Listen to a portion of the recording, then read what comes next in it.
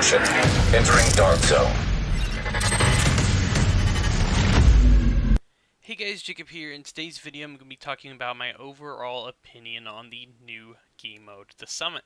This is a new PvE game mode that was added in TO11.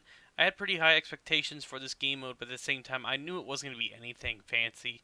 But it was something that I think that should have been added to the game a little bit early on. But it's also something I think that needs to be added to the game because there's a lot of people who want content like this. First, if you guys are new, welcome to the channel. I upload daily Division 2 content on stuff like build videos, vendor resets, and overall news on the game. Now, to get the main question out of the way that a lot of people have been asking is, do I hate Summit or do I like it? And for one, I'm just going to answer this question right away. It's mixed. I like Summit, but I also kind of hate Summit because it's been a pain in the ass a little bit, giving me a few issues, and made me stress a little bit more on this game. The first thing I'm going to talk about is going to be the levels, and for the levels, I really enjoyed going for 1 through 100. Once you get up to 100 and fight the hunters, it's a lot of fun, but at the same time, we lured them through a room and hit them with high DPS. I think I was using a sniper build or vigilance, just hitting them with a nemesis and an M1A, and as soon as they got to the riot, foamed them and just pummeled them with much damage as as much as possible. But other than that, I really like the design of this, and I think it's really fun. But once you go through some of the floors over and over and over again and do stuff like the shade control, the hot view, and the drone areas and stuff like that, it gets kind of boring. And I wish they would have added a few more environmental changes, I guess, or more encounters. Like a good example would be Underground. The hunters in Underground just a thin air right after you did a little section and attack you. In this, there's not really surprises you and jumps out at you, and you kind of know what to expect if once you've gone 10 levels and or every different type of level, you're like, oh, it's gonna be drones, or it's gonna be rogue agents, or it's gonna be a big guy fighting another big guy. It pretty much it's all the same, and I was hoping maybe every, 10, 20, 30, 40, 50, they would have made it where they were unique and had bosses in them and they stood out a little bit more than usual. But one thing I will say is I think they did a good job on this. I just wish they were a little bit. Now, the next thing I'm going to be talking about is going to be the player status of this. I know a lot of PvE players have been really wanting this game for quite some time now, but at the same time, I feel like a lot of PvP players are going to flat out just ignore this game mode because they want new game modes like Survival, like Last Stand, more skirmish maps, or even a new Dark Zone. And I'm on board with that as well. I was hoping we'd get at least one new Dark Zone in New York, and that would make me happy.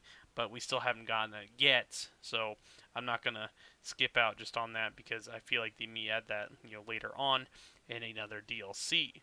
Uh, as for the rewards and for the players, I know some people are going to go through the game, or at least go through Summit, to get the Ridgeway's Pride chess piece, and I still even haven't gotten that piece, due to the fact that one problem I've encountered with Summit is the legendary difficulty area when me and a few of my friends, which you know who you are if you're watching, when we beat this the other day, who was with me, when you went to floor, I think it was like 99, the key was stuck up on a rafter, and we couldn't even get it, and we couldn't even open the box to get the legendary part, which was super annoying.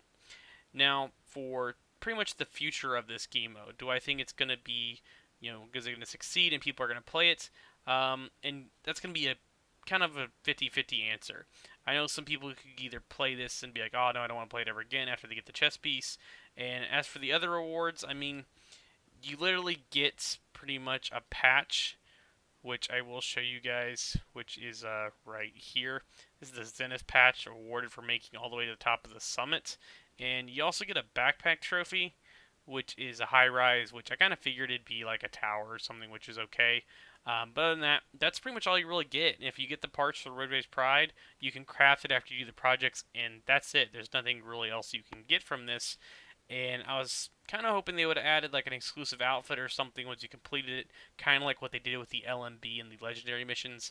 But sadly, they did not do that, which I feel like they should do that with some levels. Add exclusive cosmetic items that you can get, once you progress so far. I really wish they would do that to seasons as well. If they just added outfits in there for players to have.